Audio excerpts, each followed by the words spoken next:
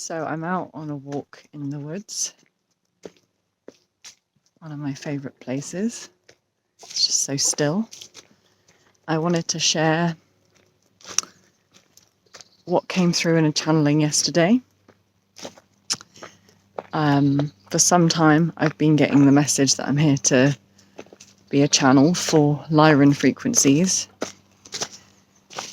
And I connected more intimately with my star team, which are a group of ascended master Lyran beings.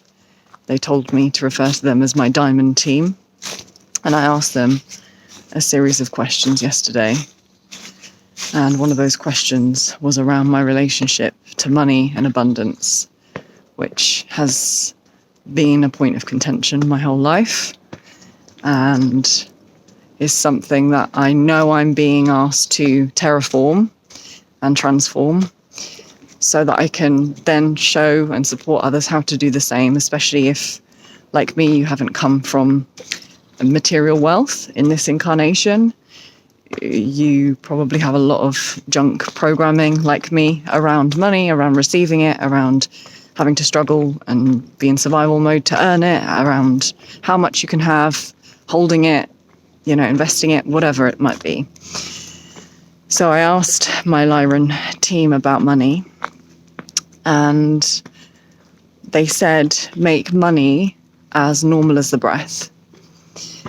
And in that moment, I kind of felt the separation that I've created with money being one form of energy and then everything else being energy. And I have, obviously, as an empath, a very tangible experience of this world as energy.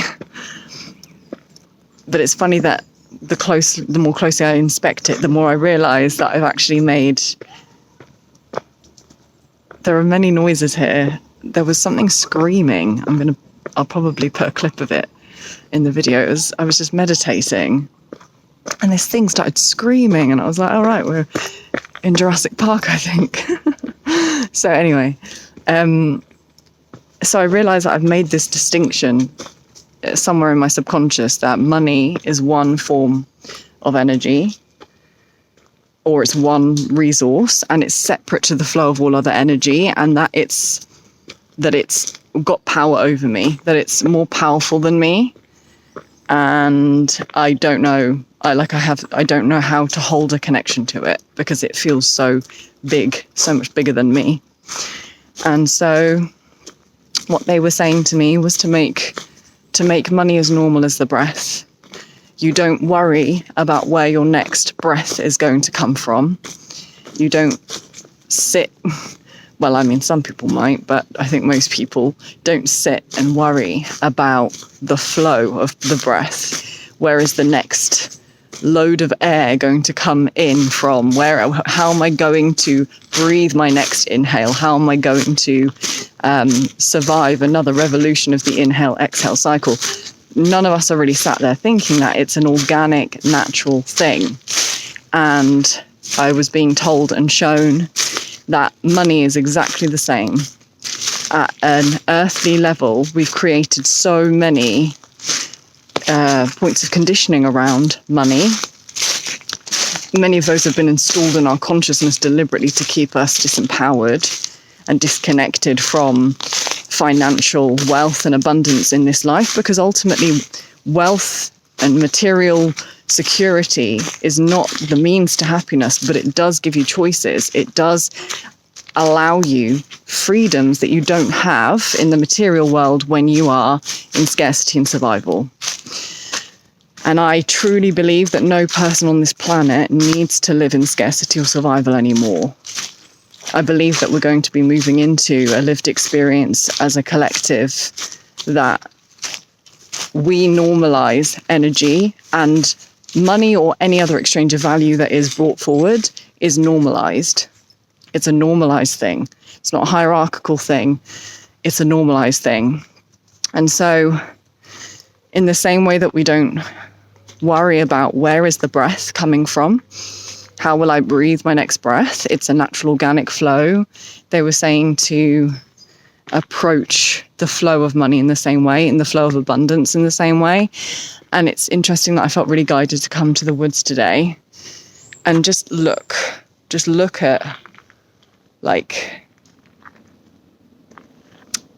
look at the abundance around us. I was guided to look at a leaf,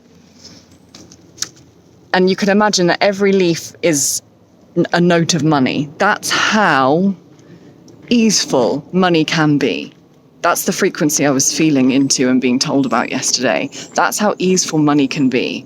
It can be as normal as the leaves on the trees. It can be as normal as the breath. Money in our current paradigm is just a value system of paper or plastic stuff it's printed, it's generated, it's something that we've created that we apply value to. And as I've been working so hard to decondition all of the junk in my system around money for quite a while, but I've really honed in on it this year, really getting clear on where the imbalances are. And a lot of it for me is in the solar plexus, the power center.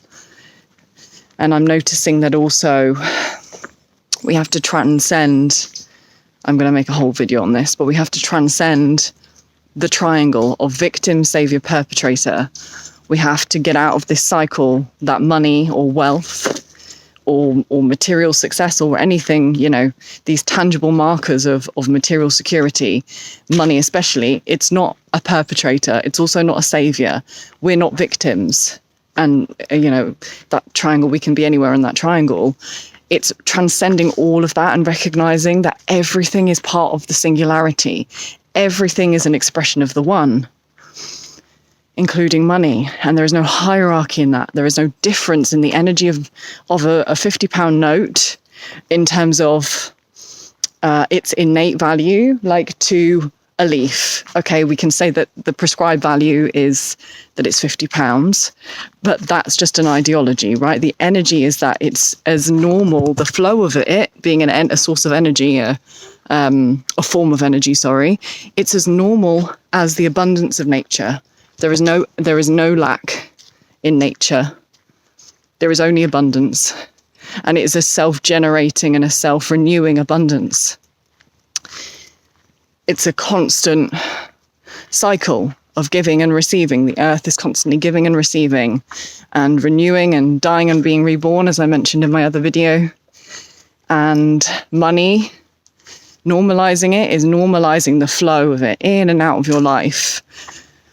Not sticking when money needs to flow out to pay for something or to gift something.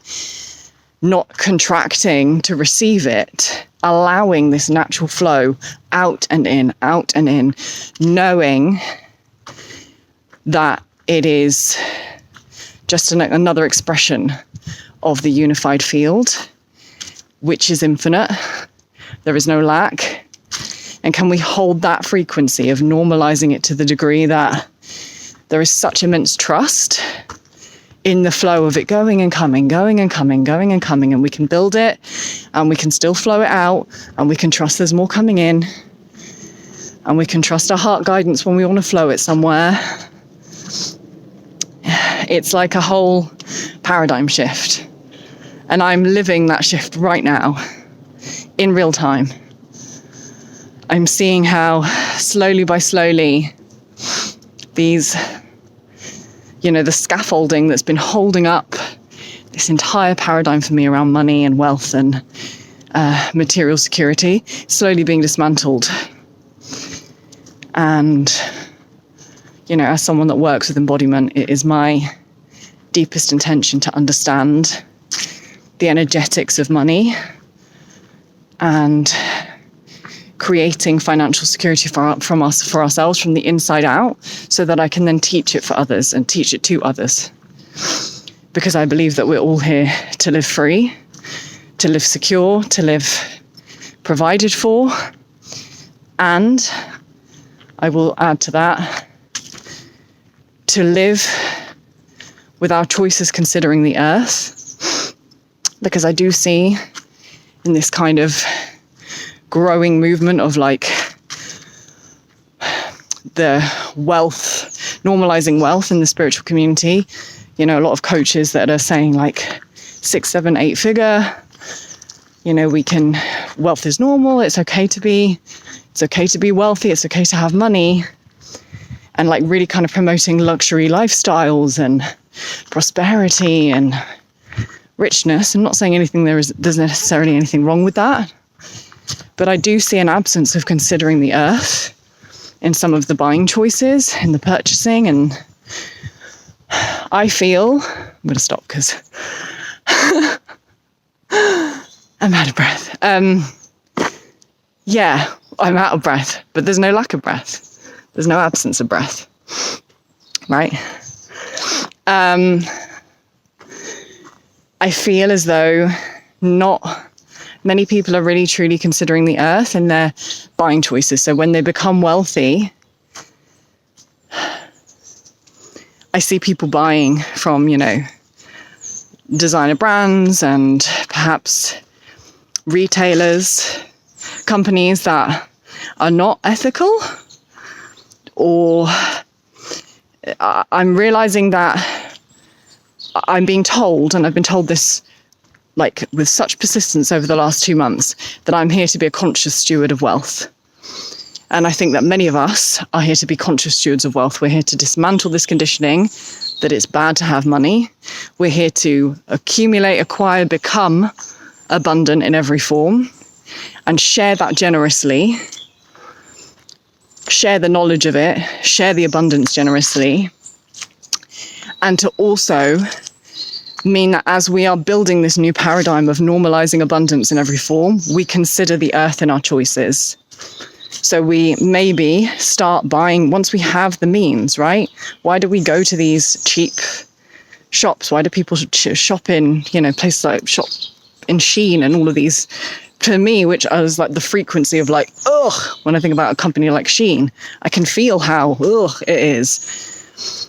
And it's like when you have wealth, you have choice, because you can choose to no longer participate in feeding an energy that is not ethical. You have the choice to no longer feed a system that's built perhaps on slavery and lots of power dynamics and imbalances, and a lack of respect for the earth, and a lack of respect for the humans that go into the process of making the clothes. And it's still being fed by this kind of patriarchal consumerism.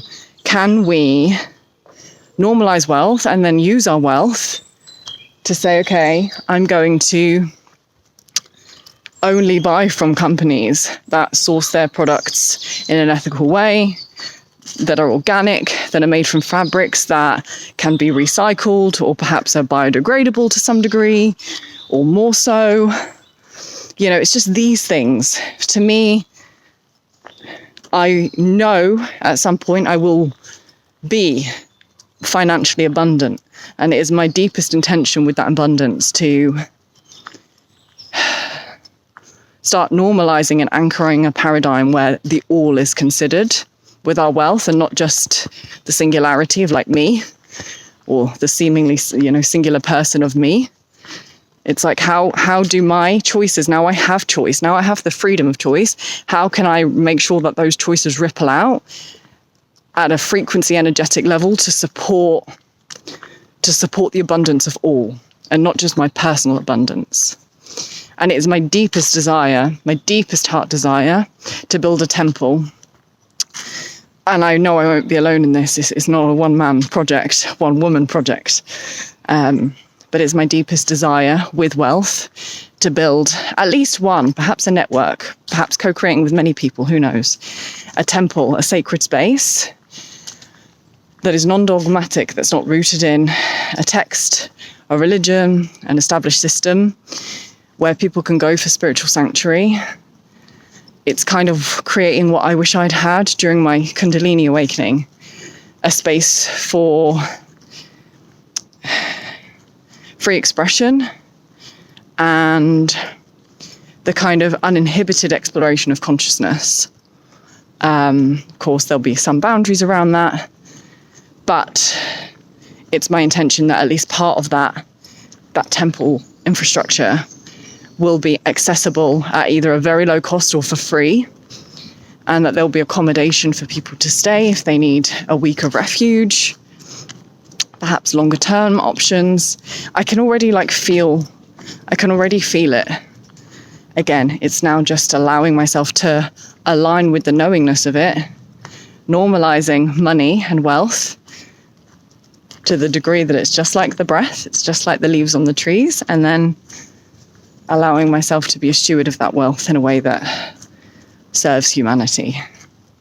So anyway, that's my sharing from my diamond team yesterday, one of the many interesting insights that I was shown.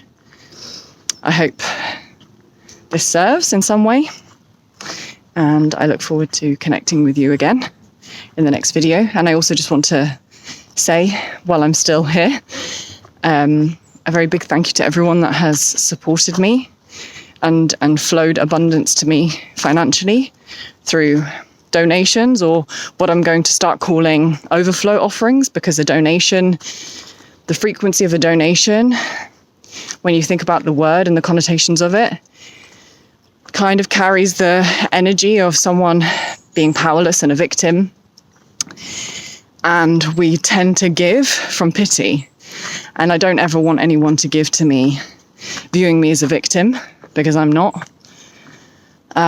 So if you ever feel called to support me, please do it only from your heart and a place of overflow for yourself.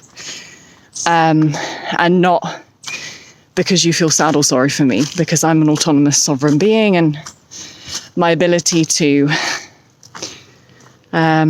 be abundant is my responsibility.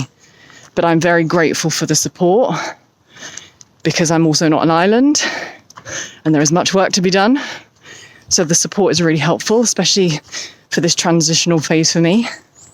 So thank you for those that supported with financial donations or overflow offerings. It's really greatly appreciated. Thank you.